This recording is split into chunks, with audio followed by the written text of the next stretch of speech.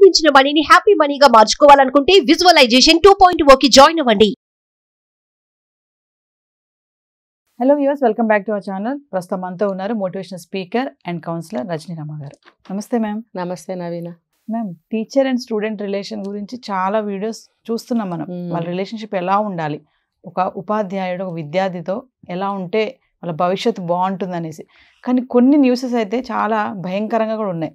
చూసుకుంటే 9th class స్టూడెంట్ని ఎత్తుకెళ్ళిన teacher అనేసి. అసలు ఏంటి మేడం, ఎక్కడికి వెళ్తుంది ఏంటి? టీచర్ కూడా ఇలానే ఉంటే ఇంకా అసలు ఏంటి అంటే పర్టికులర్ ఈ కేసులో అయితే ఆ పిల్ల కూడా విల్లింగ్గానే ఉందని చెప్పి విన్నాను నేను.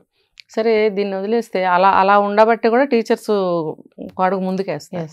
అదే టీచర్ అనేవాడికి అర్థం పోయిందండి ఈ కాలంలో. ఒకప్పుడు టీచర్స్ అంటే దేవుడితో సమానం కదా, గురుదేవో అని చెప్పేవారు. ఇప్పుడు అట్లా లేదు, అది జస్ట్ జాబ్ అంతే.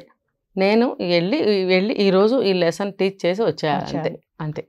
అది టీచర్ అన్న భావన ఎక్కడ ఉంది వాడికి? ఉండట్లేదు, చాలామందికి ఉండట్లేదు. అదొక జాబ్ లాగా వెళ్తున్నారు, చెప్పేస్తున్నారు, వచ్చేస్తున్నారు. ఏదైనా లెసన్ టీచ్ చేసే టైంలో కూడా డౌట్స్ అడిగితే కూడా క్లియర్ చేయని టీచర్స్ ఉన్నారు చాలామంది. వాళ్ళ డౌట్స్తోనే పిల్లలు ఇంటికి వెళ్ళిపోతారు. మరి టీచర్ అనేవాడు ఒక నిమిషం ఆగి డౌట్ క్లియర్ చేయాలి, అది కూడా లేదు. పోరా, టైం వేస్ట్ అవుతుంది, రేపు చూద్దాం, నువ్వు ఇంటికి వెళ్ళి చూసుకోలేదు, గూగుల్లో సెర్చ్ చేయని చెప్తున్నారు. అది ఎక్కడ టీచర్ అండి? మరి అది లేడీస్ ఉన్నారు అలాంటి వాళ్ళే. ఒక లేడీ టీచరే ఒక కుర్రాన్ని ట్రాప్ చేసి ఆ పిల్లాడిని ఇది చేసింది, పెద్ద గొడవ అయిపోయింది. మరి ఆడవాళ్లే అలా ఉన్నారు. 40 సంవత్సరాలు వచ్చిన టీచరు ఒక 10th క్లాస్ అబ్బాయిని అలా చేస్తే ఇంకా మగవాళ్ళని అనుకోవాల్సిన అవసరం ఏంటి? అందరూ సమానంగా అన్ని పనులు చేస్తున్నారు. టీచర్ అనేవాడు ఎలా ఉండాలంటే ఒక దైవంలాగా, ఒక పిల్లలని ఆ టీచర్కి సపోజ్ ఒక 26-27 ఏళ్ళు ఉన్నా కూడా 10th క్లాస్కి నువ్వు పాఠం చెప్పడానికి వెళ్ళినప్పుడు అదొక శిష్యుడిలాగా ఒక బిడ్డల కింద నువ్వు ట్రీట్ చేయాలి. ఇప్పుడు వెనకటి రోజుల్లో తల్లిదండ్రులు గురుకులాల్లో పెట్టేవారు.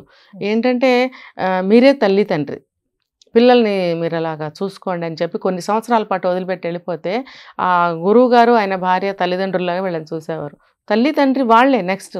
అంటే అన్నీ నేర్పిస్తారు కదా. మరి నేర్పించినప్పుడు లోకం గురించి నేర్పిస్తూ, లోకాన్ని చూపిస్తూ ఎన్నో నేర్పిస్తారు వాళ్ళకి. తల్లి తండ్రి అసలు దేవుడు కంటే ఎక్కువ గురువు అని చెప్తారు. అన్నీ మనకి నేర్పిన వాళ్ళు అని, నేర్పుతారు అని, నేర్పే వాళ్ళు అని. మరి ఇప్పుడు అలా ఎలా ఉండట్లేదు కదా. ఉండి వాళ్ళకి ముందు టీచర్ ట్రైనింగ్లో ఇది కూడా వాళ్ళకి నేర్పిస్తే మంచిది. ఆ టీచర్స్కి బీఈడి వాళ్ళకి ట్రైనింగ్స్ ఉంటాయి కదా, అప్పుడు వాళ్ళకి ఇది కూడా ఒక పెట్టాలి, కోర్సు పెట్టి మీరు పిల్లలకి ఇలాగ తల్లిదండ్రులలాగా వాళ్ళకి టీచ్ చేయాలి. పిల్లల్ని మీరు వేరే దృష్టితో చూడకూడదు. తర్వాత వాళ్ళకి కూడా అపాయింట్ చేసుకునే ముందు స్కూల్స్లో మీరు ఏదన్నా మీ వల్ల తేడా వస్తే మీకు పనిష్మెంట్స్ ఉంటాయి. ఇంకా ఏదన్నా చట్ట వ్యతిరేకమైన పనులు చేస్తే కేసులు పెడతాము, అగ్రిమెంట్స్ రాసుకోవడము, ఇలాంటివి చేయాలి. పిల్లలకి చక్కగా టీచ్ చేయడము, ఒక అన్నగానో తండ్రిగానో తల్లిగానో మీరు ప్రవర్తించాలి. వాళ్ళకి కష్టం వస్తే ఏంటి ఈరోజు ఏంటి ప్రాబ్లం, హోంవర్క్ చేయలేదు అని అడగాలి. అంతేగాని మీద చేతులు వేయడము, బుజ్జగించడము, బుగ్గలు పట్టుకోవడము ఏదో సరదాగా చేస్తారు స్టార్టింగ్లో, తర్వాత బుద్ధులు పుడతాయి. ఈ పిల్లకి పుట్టచ్చు. ఇప్పుడు 7th క్లాస్ 6th క్లాస్ నుంచి తీసుకుంటే మెచ్యూర్ అయిన పిల్లలు ఉంటున్నారు. మెచ్యూర్ అయితే వాళ్ళకి హార్మోనల్ ఫీలింగ్స్ వస్తాయి కదా, టచ్ చెయ్యకూడదనే జ్ఞానం ఉండాలి. మేల్ టీచర్ అనేవాడికి టచ్ చేస్తే నీకేం ఉండదు, ఆ పిల్లకుంటే తర్వాత నుంచి ఆ పిల్ల లుక్స్ మారిపోతాయి. మళ్ళీ సార్ పట్టుకుంటే బాగుండు బుగ్గ, అతని వైపే చూస్తూ ఉంటుంది. పాఠం వినటం పక్కన పెట్టు, చూసేవాళ్ళు ఈవెన్ సార్ కూడా పాఠం వింటుందనే అనుకోవచ్చు, కానీ ఈ పిల్ల అతన్ని అబ్జర్వ్ చేస్తూ ఉంటుంది. ఇప్పుడు ఒక పాప ఇప్పుడు టీచర్ ఎట్తో వెళ్ళిపోయిందని చెప్పారు కదా, ఇది అలాంటి కేసే అని నేను అనుకుంటున్నాను. ఎందుకంటే ఆ పిల్ల కూడా విల్లింగ్గానే వెళ్ళిందని విన్నాను. మరి అలాంటప్పుడు ఆ ఫీలింగ్స్ ఎవరు కలిగించారు? టీచర్ అనేవాడు అసలు ముట్టుకోవచ్చా? ఇప్పుడు తప్పు చేస్తే కర్ర పెట్టి కొట్టేవారు అప్పట్లో, చెయ్యి చాచు అని చెప్పి. అంతేగాని చేత్తో ఎవరు కొట్టేవారండి కదా. ఇప్పుడు మరి బుగ్గ పట్టుకోవడం ఏంటి, భుజం మీద ఇలా అనడం ఏంటి, వీపు మీద ఇలా అనడం ఏంటి? అసలు నువ్వు ఎందుకు మీద చేయేస్తున్నావు? వేయకు, ఆ పిల్లలకి వస్తాయి ఫీలింగ్స్, నీకు రాకపోయినా. ఈ పిల్లల చూస్తుంటే వాడు లుక్స్ కూడా మారిపోయి ఇదిగో ఇలాంటి వాటికి దారి తీస్తూ ఉంటాయి. కాబట్టి టీచర్స్ని అపాయింట్ చేసుకునేటప్పుడు అగ్రిమెంట్స్ చేసుకోవడం మంచిది. కొన్ని రూల్స్ని పెట్టి కొన్ని కండిషన్స్ని పెట్టి ఏ తేడా వచ్చినా ఉద్యోగం తీసేస్తాము, తర్వాత కేసు చేస్తాం. అప్పుడు భయపడి ఉద్యోగం చేస్తారు. పిల్లలు ఎవరన్నా అలాంటి బిహేవియర్ చేసే పిల్లలు ఎవరన్నా ఉంటే కూడా వాళ్ళని మార్చాలి ఆ టీచర్ అనేవాడు. పాప నువ్వు ఎక్కడ చూస్తున్నావు, ఇక్కడ చూడు, ఇది చెయ్యి అని వాళ్ళు బోర్డు వైపు మళ్ళించాలి ఆ చూపుని. లేకపోతే లేపి ఇది ఒక బుక్లో ఒక పారాగ్రాఫ్ చదవమనాలి, లేదా ఒక క్వశ్చన్ చెయ్యి, నువ్వు ఏ పాఠం చెప్తున్నావో దాని గురించి ఒక క్వశ్చన్ చెయ్యి, ఆన్సర్ ఇవ్వమని చెప్పు. అలా అలర్ట్ చేయాలి, అటెన్షన్ చేయాలి. అంతేగాని నువ్వు సైలెంట్గా ఊరుకుంటే ఈ అమ్మాయిని తను అబ్జర్వ్ చేస్తుంటాడు. అది కాదుగా జరగాల్సిందే. ఆ పిల్ల అలా ఎందుకు చూస్తుంది, అమ్మాయిని అటెన్షన్ చేయాలి, చదువులోకి లాగాలి అనే ఆలోచన గురువుకు ఉండాలి. ఇలాంటివి చూసినప్పుడు మేడం మా పేరెంట్స్ కూడా చాలా భయం వేస్తుంది. చాలా అండి. పేరెంట్స్ ఎలా అలర్ట్గా ఉండాలంటారు? టీచర్ స్టూడెంట్ అనే రిలేషన్ అసలు ఎలా ఉండాలి, ఎలా ఉంటుంది అంటే ఏం చెప్తారు? వాళ్ళు స్కూల్కి పంపించేటప్పుడు అన్ని జాగ్రత్తలు చెప్పే పంపిస్తారండి దాదాపుగా. అంతకన్నా వాళ్ళు మాత్రం ఏం చేస్తారు? ఇప్పుడు గడప దాటే వరకు 100 జాగ్రత్తలు చెప్తుంది తల్లి. గడప దాటిన తర్వాత వాళ్ళన్నీ మర్చిపోతే ఇప్పుడు గుడ్ టచ్ ఏదో బ్యాడ్ టచ్ ఏదో తెలియపరచాలి అంటున్నారు. దానికోసం క్లాసెస్ ఉన్నాయి, కౌన్సిలింగ్స్ ఉన్నాయి. మరి కౌన్సిలింగ్ వెళ్ళి తీసుకోకపోయినా ఇలాంటి వింటున్నప్పుడైనా సరే ఆ పిల్లలకి తెలియాలి కదా. ప్రతి తల్లి చెప్పాలి ఈ విషయం. అయితే అమ్మాయిలకి చెప్పాలి, అమ్మ ఎవరు కూడా మీద చేయేసి మాట్లాడితే నాకు వచ్చి చెప్పు, అర్థమైందా? ఏ ఒక్క వస్తువు అడిగినా సరే, లేకపోతే బుక్ అడిగినా సరే, లేకపోతే ఇంటికి రమ్మని పిలిచినా సరే, లేకపోతే మీద చేయేసి ఇలాంటివి వ్యతిరేకమైనటువంటి పనులు ఏం జరిగినా సరే ఇమ్మీడియట్గా నాకు చెప్పు అని తల్లి చెప్పాలి. ఇంటికి వచ్చిన తర్వాత మళ్ళీ అడగాలి, ఇలాంటివి ఏమైనా జరిగినాయా నీకు.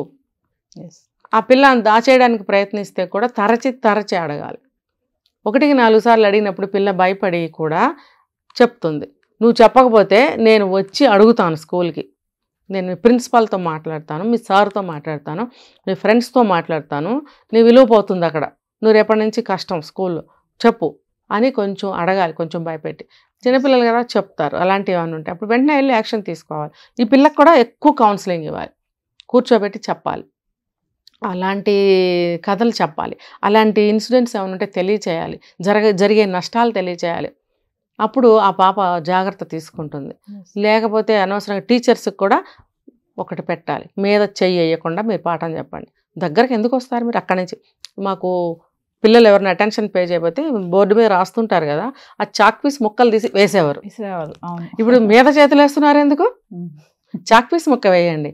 లేకపోతే డస్టర్ ఉంటుంది కదా, అది విసిరేవారు తగలకుండా వేరే పక్క. లేదు అంటే డస్టర్ తోటి సౌండ్ చేసేవారు టేబుల్ మీద, అటెన్షన్ చేయడానికి చేసేవారు. మరి ఇప్పుడు ఎందుకు దగ్గరకు వచ్చి మీద ఎందుకు చేస్తున్నారు? మార్గాలు లేవా? ఉన్నాయి, కానీ దీన్నే ఎందుకు ఎంచుకుంటున్నారంటే వాళ్ళలో ఉన్న కోపాన్ని ఎలా తీర్చుకోవాలి, ఒక దెబ్బేసి తీర్చుకోవాలి. అబ్బాయిలను అయితే కొడతారు, అమ్మాయిలను అయితే మీద చేసి మాట్లాడతారు. ఇదా గురువు అంటే? అది కాదు అర్థం. గురువు అన్నీ తెలియచేయాలి. ఇంకా చెప్పాలంటే ఇంటి దగ్గర తల్లి చెప్పేవి కూడా గురువు చెప్పాలి. ఒక పీరియడ్స్ ఉంటాయి కదా, 45 మినిట్స్ ఎంతో పీరియడ్స్ ఉంటాయి, అప్పుడు వాళ్ళు చెప్పాలి. ఒక పీరియడ్స్లో కూర్చోబెట్టి ఇది అని చెప్పి నేర్పించాలి. మోటివేషనల్ క్లాసెస్ కూడా వాళ్ళు తీసుకోవాలి. మరి కొన్నిట్లో ఉన్నాయని విన్నాను, లేకపోయినా కూడా ఒక పీరియడ్ అది పెట్టాలి. పెట్టినప్పుడు ఇలాంటి కౌన్సిలింగ్స్, మోటివేషన్స్ వాళ్ళు చెప్తూ ఉండాలి టీచర్స్ అనేవాళ్ళు. దానికోసం ఒక టీచర్ని అపాయింట్ చేసుకుంటున్నారు. ఇప్పుడు చాలా అవసరం పడుతుంది. మోటివేషనల్ స్పీకర్స్ని అపాయింట్ చేసుకుంటున్నారు ప్రతి ఇన్స్టిట్యూట్లో, స్కూల్, కాలేజ్, ఆఫీస్, బిజినెస్ల దగ్గర, ఎనీవేర్ అపాయింట్ చేసుకోవడం చాలా అవసరం ఉంది. సో ఇలాంటి ఇన్సిడెంట్ జరిగినప్పుడు పేరెంట్స్ కూడా కొంచెం అలర్ట్గా ఉండాలంట. చాలా ఉండాలి. ముఖ్యంగా భార్యాభర్తల మధ్య చాలా సయోధ్య ఉండాలండి. ఇప్పుడు నార్సిస్టిక్ మెంటాలిటీ గానో, శాడిజం గానో, లేకపోతే మేల్ ఈగోతోనో, లేకపోతే గర్వంతోనో, ఈ లక్షణాలన్నీ ప్రతి మగాడు తీసి గుడ్డలో మూట కట్టి మూల బారేయండి. మీ పిల్లల్ని చూసుకోండి. భార్యాభర్త ఇద్దరు ఒకటయ్యి పిల్లల్ని చూసుకోండి. నీ కోపాలు తాపాలన్నీ మూల బారేసి, అవి దేనికి పనికిరావు. అవి మీరు మెయింటైన్ చేసుకుంటూ కూర్చుంటే పిల్లల జీవితం నాశనం అయిపోతుంది. ఇటు వీళ్ళు డైవర్ట్ అయిపోతారు శుభ్రంగా. ఆ తల్లి ఏం చేస్తుంది? ఇంట్లోంచి బయటికి వెళ్ళి ప్రతి క్షణం పిల్లలకు కాపలా కాయలేదు, మరి అతన్ని మార్చలేదు, ఏంటి మిగులుతుంది చివరికి? ఏమీ లేదు. Thank you ma'am. సుమన్ టీవీలో మీ పర్సనల్ అండ్ బిజినెస్ ప్రమోషన్స్ కోసం కింది నెంబర్కి కాంటాక్ట్ చేయండి.